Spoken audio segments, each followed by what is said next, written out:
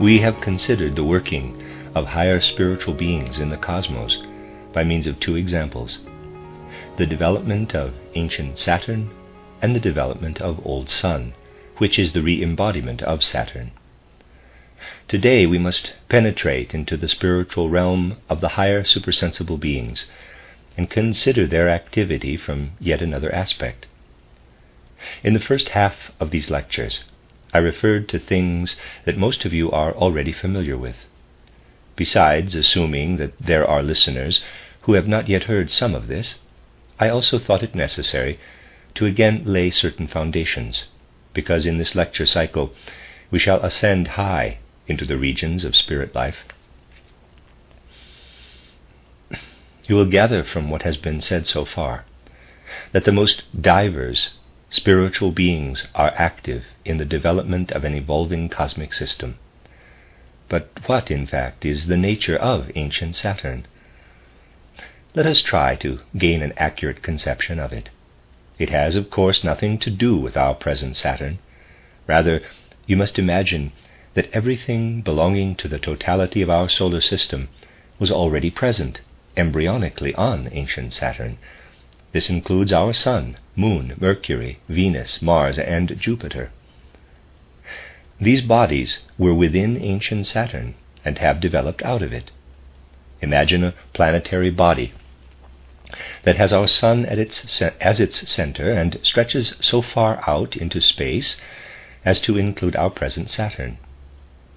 Only after having done this would you imagine correctly the size of ancient Saturn compared to our present solar system.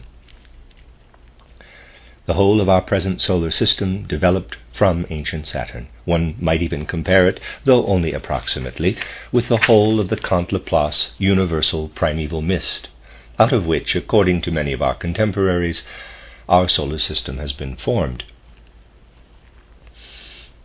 However, the comparison is inadequate, because most people imagine some kind of gas as having been the starting point of our solar system. We have seen that it was not gas, but a warmth body. Ancient Saturn was really a gigantic body of warmth.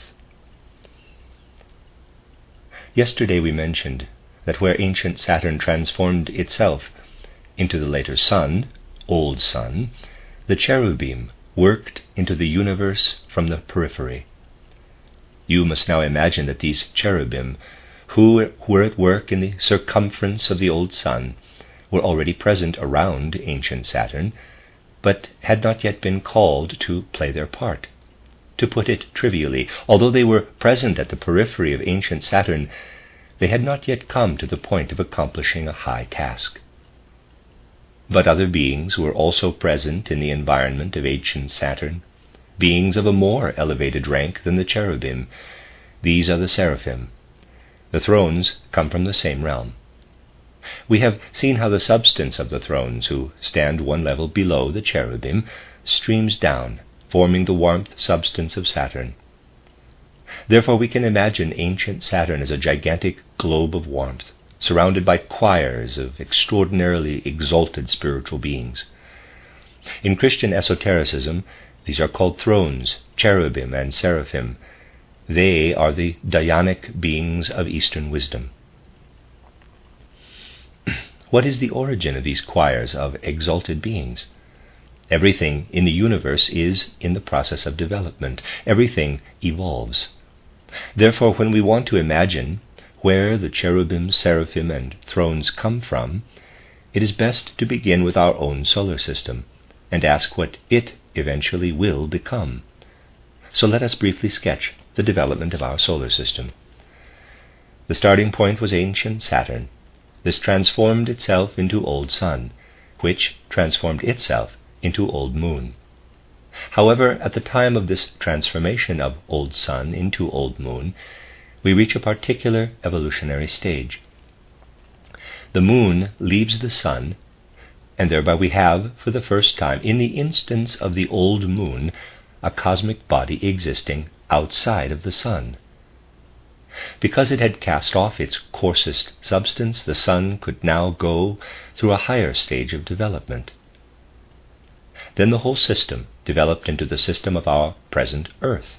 Our Earth came about when the moon and the earth, as the coarser substances and carriers of the coarser beings of the sun, separated out of the sun. But development goes on. The beings who must live their separate existence on earth, those who have, so to speak, been cast off from the sun, continue to develop their sun singularity to even higher stages. Cut off though they are from the sun, they continue to develop. They still have to go through the evolutionary stage of Jupiter. Then they must gradually mature so that they will be able to reunite with the sun. When the Venus stage of evolution is reached, then all the beings who today surge and live on our earth will be incorporated into the sun again. The sun itself will then have reached a higher stage of development, because all the beings that had formerly been cast off will have been redeemed. This is followed by the evolutionary stage of Voulcan, the highest stage in the development of our system. The 7 stages in the development of our system are, therefore, Saturn, Sun, Moon, Earth, Jupiter, Venus, and Vulcan. During the Vulcan stage, all the beings who have evolved out of the small beginnings of Saturn will have been spiritualized in the highest degree. Together they will have become not just sun, but the over-sun. Vulcan likewise will be more than sun. It will have reached a maturity capable of sacrifice, the maturity necessary for self-dissolution. The next level of development, for a system whose starting point is a sun, arises in the sun, which is at first weak and has to throw off its planets so that it can itself develop further. The sun then grows stronger, reabsorbs its planets, and becomes a Vulcan. Then the whole is dissolved, and the Vulcan globe later becomes a hollow globe that is similar to the round of the thrones, cherubim and seraphim. The sun will dissolve into the cosmos, sacrifice itself, send forth its being into the universe, and thus become a choir of beings, like the seraphim, cherubim, and thrones, who advance to new creative tasks in the universe. Why could the thrones give forth their substance, which was needed by Saturn? They could do so because they had prepared themselves in an earlier system through 7 conditions, such as those through which our solar system is now passing. Before a system of thrones, cherubim, and seraphim comes about, it must first have been a solar system. This means that a sun must have reached the stage when it could reunite itself with its planets. Then it could become periphery. The sun itself becomes a zodiac. What we have come to know as the exalted beings in the zodiac are the remnants that have passed over to us from a previous solar system.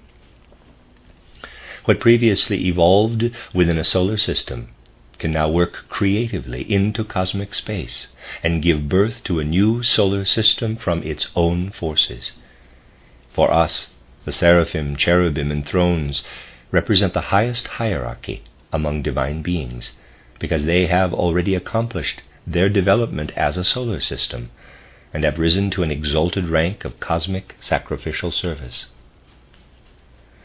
As a result, these beings have come into the closest vicinity of the most exalted divinity we can speak of, the threefold divine power, or the Trinity. We must therefore picture the Godhead as beyond the seraphim. We find this threefold divinity among almost all peoples as Brahma, Shiva, and Vishnu, and as the Father, the Word, and the Holy Spirit. The creative source of every new cosmic system also arises within this exalted Trinity. Looking back, we could say that before anything of ancient Saturn came into existence, the plan for it had to ripen within the divine Trinity.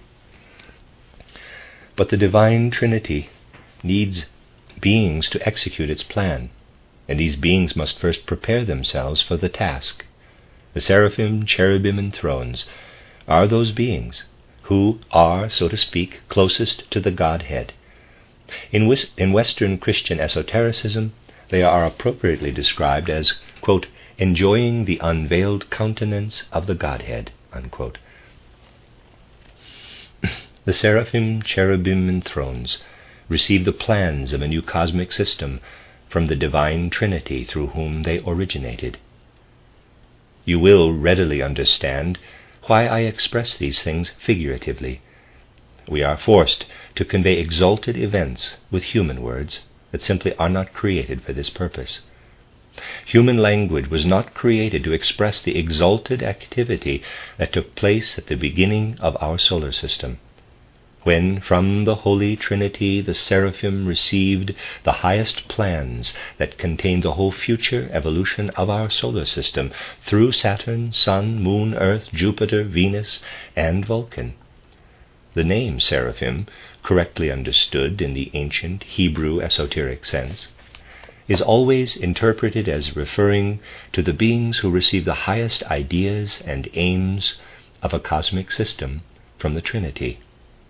The cherubim, belonging to the second rank of the hierarchies, have the task of elaborating in wisdom the aims and ideas received from the gods. The cherubim are thus spirits of exalted wisdom, capable of transposing into workable plans what is indicated by the seraphim. The thrones, who are in the third hierarchical rank from the Holy Trinity, counting from above, have, figuratively speaking, the task of putting into practice the high cosmic thoughts that have been conceived in wisdom, thoughts received by the seraphim from the gods and pondered over by the cherubim. Beholding with the soul, we actually see how the first stage of the realization of the divine plan is achieved by the thrones in the flowing down of the fire substance. The thrones appear to us as beings endowed with the power to transpose into a primary reality what has been first conceived by the cherubim. This occurs because the thrones allow their own substance of primeval cosmic fire to flow into the space allotted to the new cosmic system. We can picture it very clearly by saying that an ancient solar system disappeared, died away. The ranks of the seraphim, cherubim, and thrones attained their highest perfection within this ancient system. According to indications of the majestic Trinity, they then selected a sphere within cosmic space. Here, they said, we can make a new beginning. At this moment, the seraphim received the aims of this new solar system. The cherubim worked them out, and the thrones gave forth primeval fire, their own substance, into the appointed sphere. Thus we can grasp the origin of our solar system. Other beings, however, were also present in the former solar system of which ours is the successor. They are not as exalted as the seraphim, cherubim, and thrones. These other beings remained at a lower stage, and came over in a condition in which they still had to pass through further stages of development before they could be creatively active, before they could offer sacrifice. These are the beings of the second threefold hierarchy. We have just been considering the first threefold hierarchy. The name of the first beings of the second hierarchy are the Kyriotetes, or dominions, or spirits of wisdom. They are followed by the mites, the Dynamis, or virtues, as Dionysius the Areopagite, and following him the teachers of the West, named them. They are also called the spirits of movement. They are the second degree of the second hierarchy. The third rank consists of the exousiae, also called the powers or potentates by the teachers of the West. These are also known as the spirits of form. As we glance back to ancient Saturn, let us ask then where the beings of the second hierarchy were. We have seen that the beings of the first hierarchy surrounded Saturn, but where were the dominions, mights, and powers? We shall find them within ancient Saturn. If the thrones approached, so to speak, as far as the periphery of ancient Saturn, then the dominions, mights, and powers were within its boundary. Thus in ancient Saturn, Within its mass, the dominions, mights, and powers were at work. The threefold ranks of active spiritual beings were inside the Saturn substance. Let us now come to terms, at least to some extent, with the fantastic modern theory of the world's origin as formulated in the Kant-Laplace theory.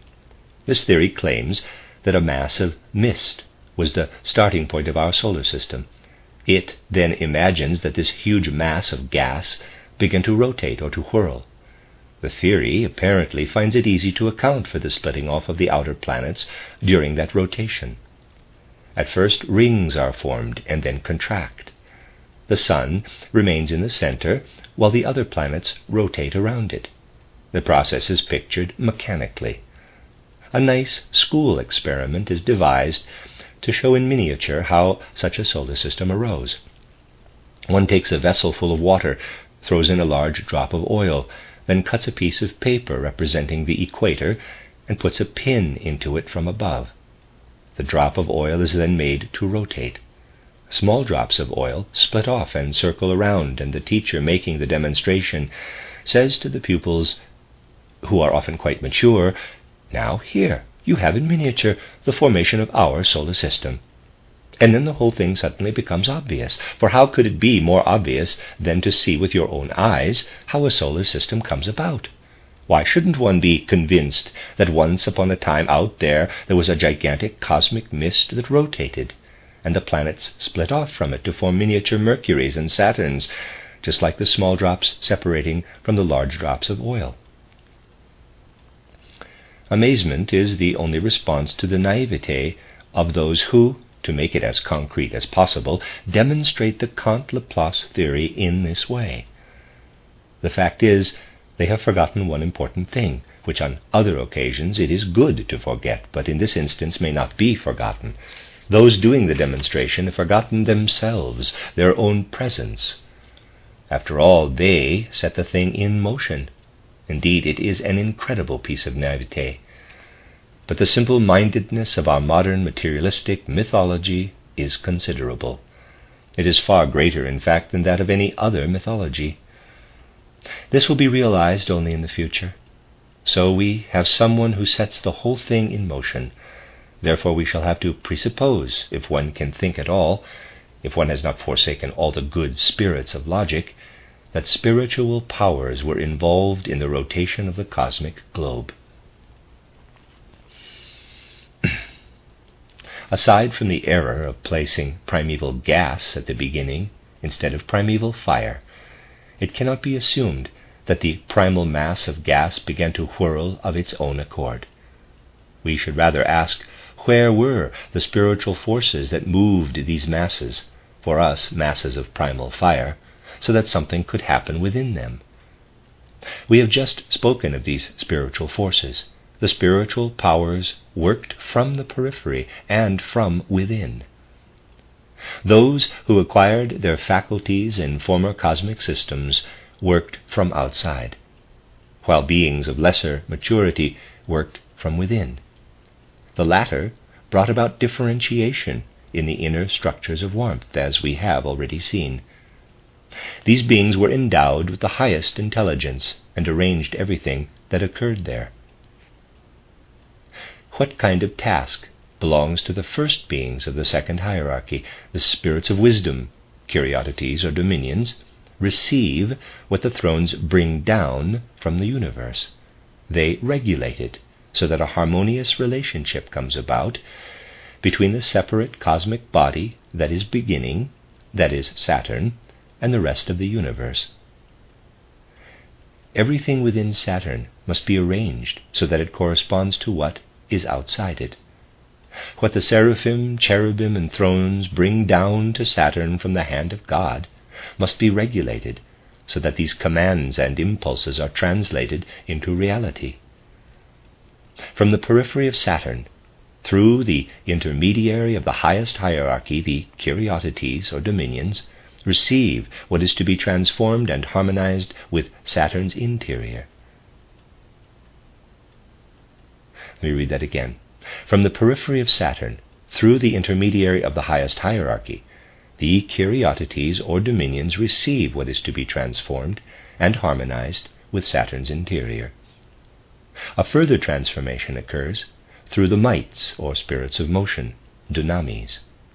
Whereas the dominions are concerned with the highest arrangements within Saturn, it is the mites who carry out their directives, as it were. The powers, on the other hand, ensure that what has been constructed according to the intentions of the universe should endure as long as is necessary without disappearing immediately. We shall refer to this more specifically later. For the moment, we only want to characterize the matter in broad terms.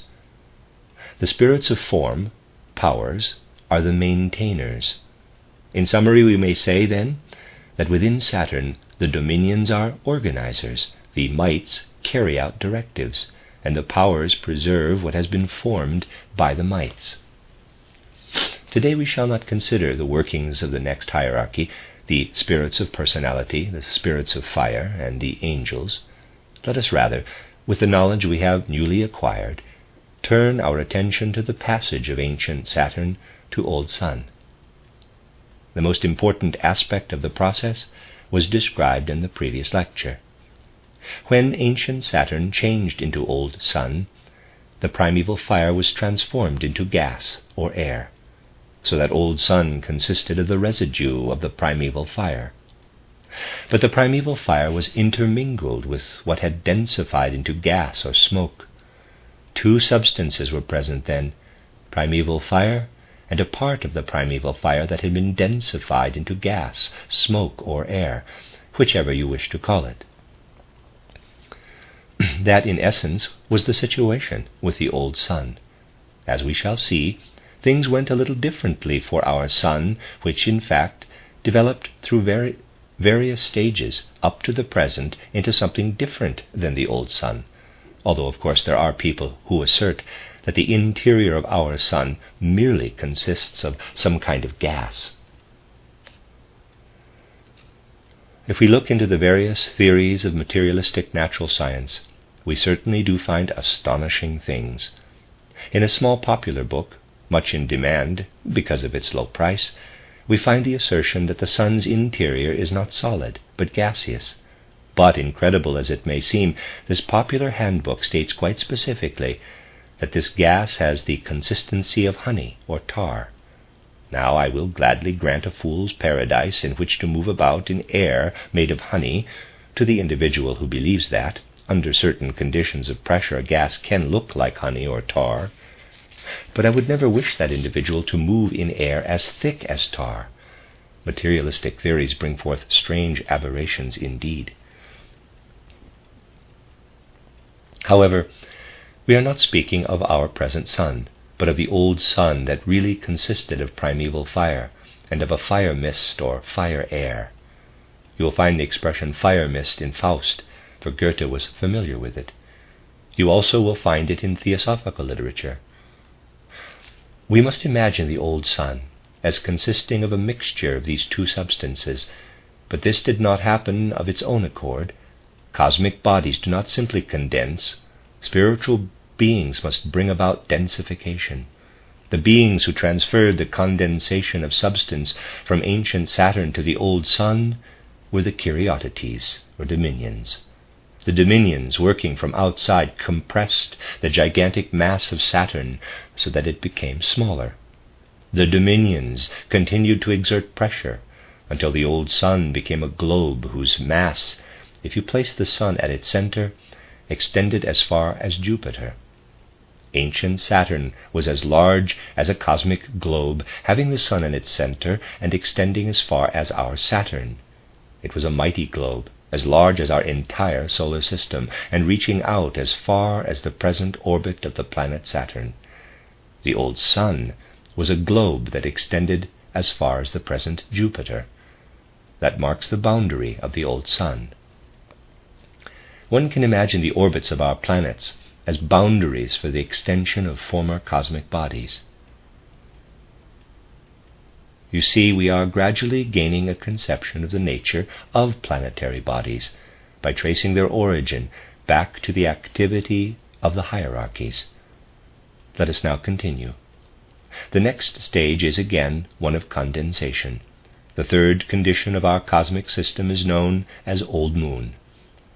Those familiar with what can be learned from the Akashic record know that the moon arose through a further condensation, as far as the watery state of the substance of Old Sun. There was no solid earth on the Old Moon yet, but there were fire, air, and water. The Old Moon introduced and regulated the watery element. It densified gas or air into a watery element. The second group of the second hierarchy, that is, the beings known as the mites or Dynamis, brought this about. These beings also compressed the mass of Old Sun up to the boundary of the present Mars, and Mars represents the boundary line for the size of Old Moon. If you imagine a sphere with the Sun at its center extending to the orbit of the present Mars, you have the size of the Old Moon. We must now keep in mind that when the Old Moon arose out of Saturn and Sun, something completely new occurred. A part of the dense substance was thrown out, and two bodies came into being. One body took up the finer substance and beings. It became a more refined sun. The other body became a more dense moon. The third condition of our system developed in such a way that it remained a single planet only for a time. Then it threw off a planet that remained in its vicinity. At first, so long as it formed a single body, the moon extended to the orbit of the present Mars. Then the sun contracted and was circled by a body more or less along the orbit of the present Mars, in other words, at the periphery of the original unified body. What brought about the division of the two cosmic bodies? By what means did one cosmic body become two? It happened during the reign of the mites or Dynamis. Many of you will be familiar with the fact that a process occurs in the cosmos that is similar to the one we know in everyday human life. Wherever beings develop, there are always those who progress and others who remain where they are, as many a father knows who complains that his son at school languishes behind while others forge ahead. It is a matter of different rates of development. This is also true in the cosmos. At this point, then, when the mites, Dynamis, had begun their task, an event occurred. We shall learn later why it took place. That is known in esotericism, as in all the mysteries, as the quote-unquote war in heaven. The teaching of the war in heaven forms an integral part of all mystery wisdom and contains a primeval secret concerning the origin of evil.